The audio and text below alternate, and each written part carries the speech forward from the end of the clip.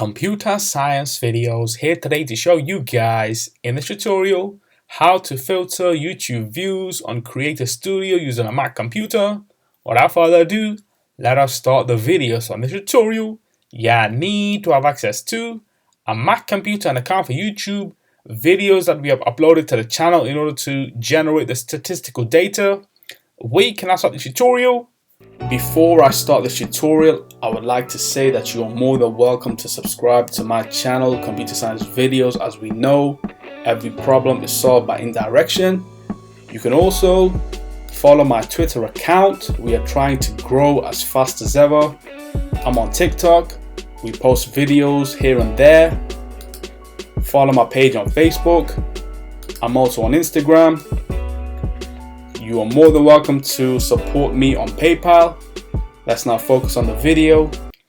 So now let's go down to the dock, go to the web browser, which is Safari in this case. Click on this, wait for that to load. Once it is loaded, now let's go to YouTube Studio via a shortcut within bookmarks. Click on this, top right corner. Wait for that to load. And once it is loaded, make sure that you are signed into the account. Now we want to go to the left-hand side navigation menu, go to Analytics, and this will take us to the channel analytics that will allow us to filter the view count for, let's just say, a week, 2 weeks, a month, a full year, the last 365 days and whatnot. So let's now go to the top right corner.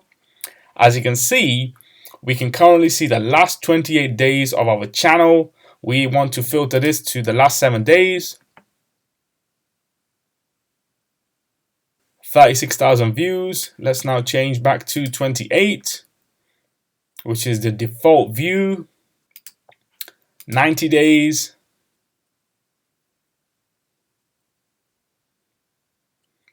422,000 views. Let's now filter by 365 days.